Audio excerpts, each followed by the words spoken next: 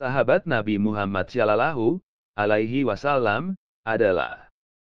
Menurut Imam An-Nawawi dalam takribnya, menjelaskan bahwa definisi sahabat menurut para ahli hadis atau muhaddisin adalah setiap muslim yang melihat Rasulullah Shallallahu Alaihi Wasallam.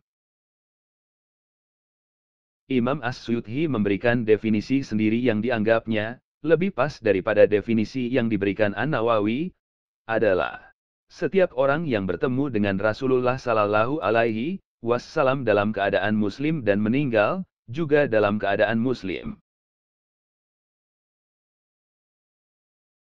Sahabat Rasulullah Shallallahu Alaihi Wasallam terdapat juga dari kalangan wanita atau yang sering disebut syahabiah. Para sahabat Rasulullah Shallallahu Alaihi Wasallam dari kalangan perempuan tersebut juga turut membantu memperjuangkan risalah Islam.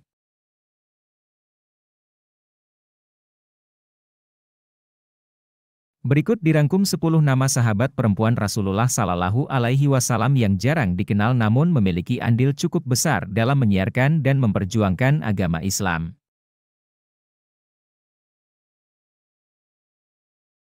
Satu, Arwa binti Abdul Muthalib. Arwa binti Abdul Muthalib termasuk wanita yang terpandang pada masa jahiliyah dan masa Islam. Beliau juga merupakan bibi Rasulullah yang memiliki ide-ide yang jernih. Arwa binti Abdul Muttalib termasuk wanita yang paling gigih membela Rasulullah dan menyuruh putranya, Tulaib bin Umair, untuk selalu taat serta patuh kepada beliau.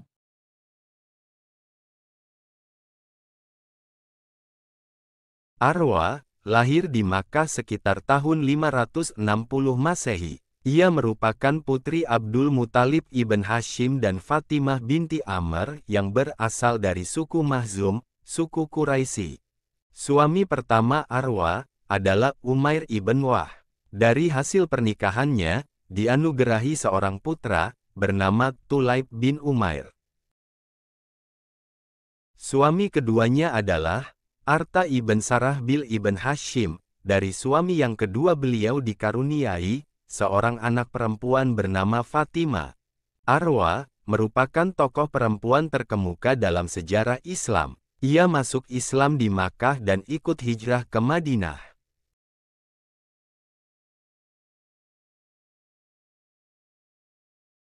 Setelah Arwa masuk Islam, maka beliau menjadi salah seorang yang terus berada di belakang Rasulullah dalam mendukung dakwahnya.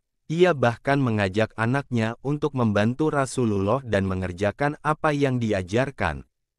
Suatu ketika diceritakan, saat Abu Jahal dan beberapa pembesar Quraisy menyakiti Rasulullah, Tulaib pun kemudian sengaja mendatangi tempat Abu Jahal dan memukulnya dengan keras di kepalanya, sehingga orang-orang di dekat Abu Jahal pun meringkusnya, lalu Abu Jahal mendekati dan melepaskannya.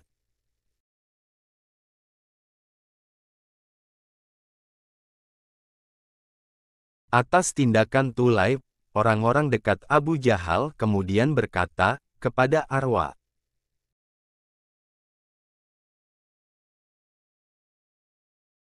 "Apakah kau tidak melihat anakmu si Tulaib itu sekarang menjadi kasar karena berdekatan dengan Muhammad?"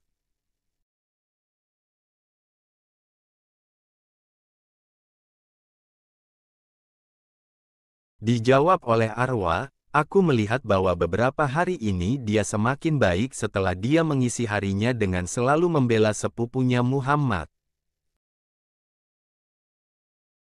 Sungguh Muhammad membawa ajaran yang benar dari sisi Allah. Apakah kau juga telah menjadi pengikut Muhammad?" tanya mereka. "Benar," jawab Arwa.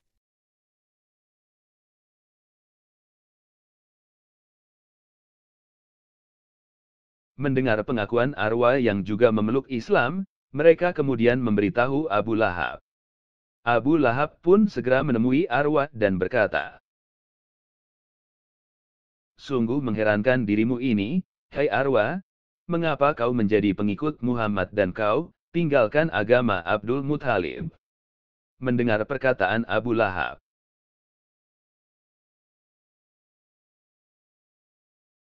Arwa pun menanggapinya dengan tenang, bahkan meminta kepada Abu Lahab untuk membantu Rasulullah.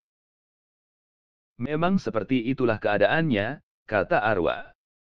Maka cobalah kau dukung keponakanmu itu, bantu dan bela dirinya. Bila dia memberikan suatu ajaran, maka kau punya dua pilihan, apakah kau masuk ke dalam Islam bersamanya, atau kau tetap memegang agamamu itu. Apabila dia yang benar, minta maaflah, karena telah memilih masuk ke dalam golongan keponakanmu, Muhammad. Kami mempunyai kekuasaan dan kekuatan besar di Arab, yang secara bersama-sama menentang kedatangan agama baru, kata Abu Lahab, sambil lalu beranjak.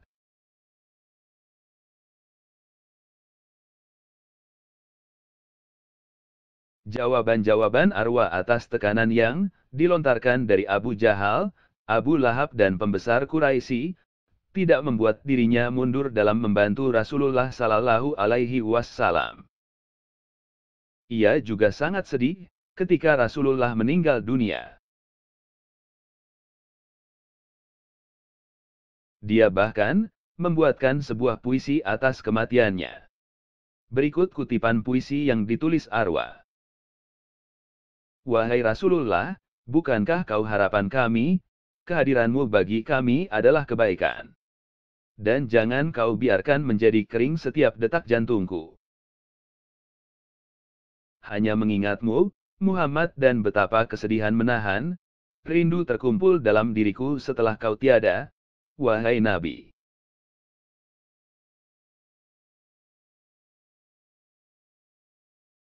Dua, Ghazalah Al-Haruriyah, istri Syabib bin Yazid Al-Haruri ini terkenal sebagai wanita pemberani dan tangkas.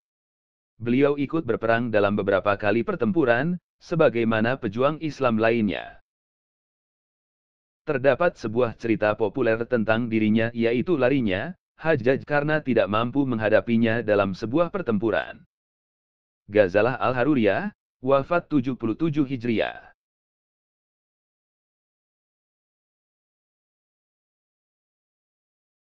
Tiga, Hindun binti Utbah bin Rabi'ah. Dia adalah istri dari Abu Sufyan ibn Harb, seorang pemimpin suku Quraisy.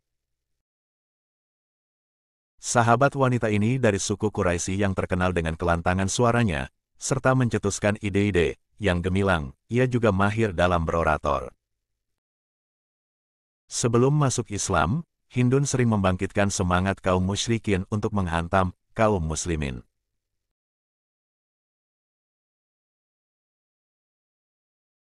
Kemudian ia masuk Islam pada waktu penaklukan kota Mekah dan berkesempatan mengikuti Perang Yarmuk. Ia aktif membangunkan semangat kaum muslimin dalam melawan tentara Romawi. Hindun binti Utbah bin Rabi'ah, wafat 14 Hijriah.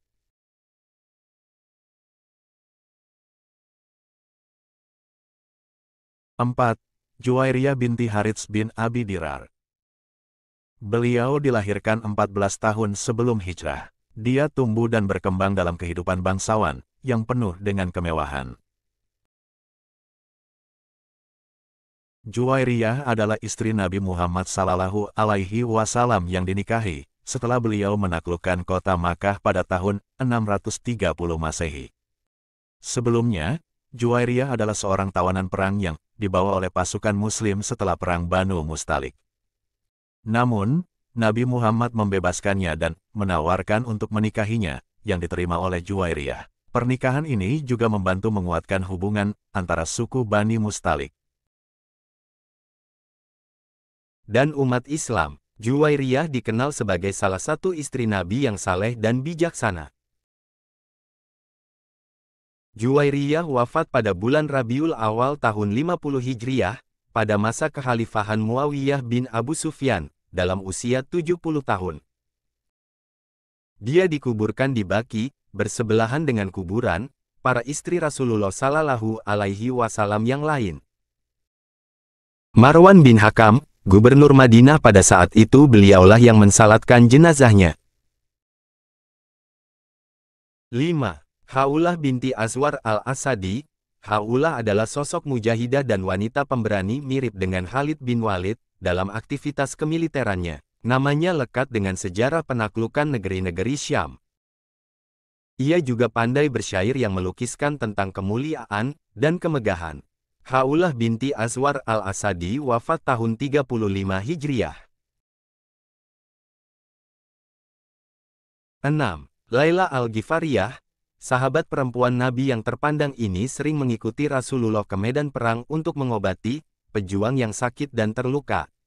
Sebagai mujahidah dan juru rawat, Laila turut berangkat berperang ke Basrah dalam perang Jamal di barisan Ali bin Abu Thalib radhiyallahu anhu.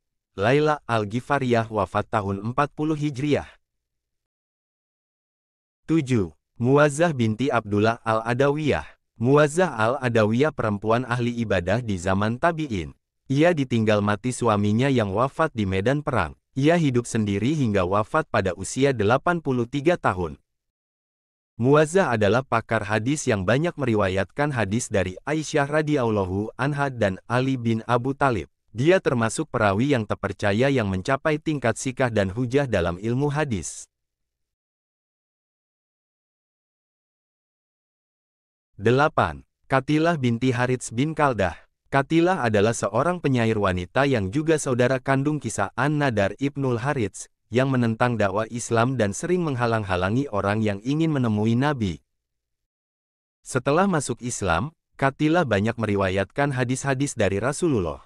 Qatilah binti Harits bin Kaldah wafat tahun 20 Hijriah. 9. Rufaidah al-Ansariyah. Rufaidah al-Ansariyah termasuk perempuan berpengaruh di masa Rasulullah. Ia memeluk Islam dan berbaiat kepada Nabi setelah berhijrah ke kota Madinah. Rufaidah pernah terlibat dalam 2 peperangan, yaitu Perang Khandak dan Perang Khaibar sebagai relawan medis. Rufaidah dikenal sebagai perempuan cerdas yang gemar membaca dan mencatat Al-Quran.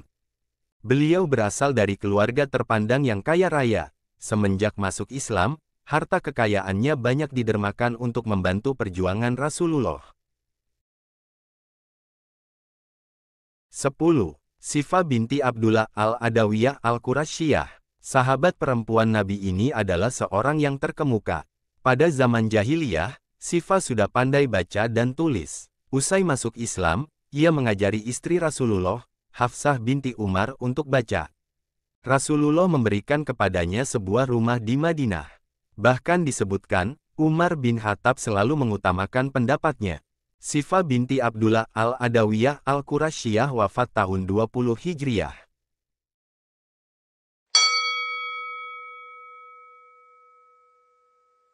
Jangan lupa like, subscribe, dan tekan loncengnya.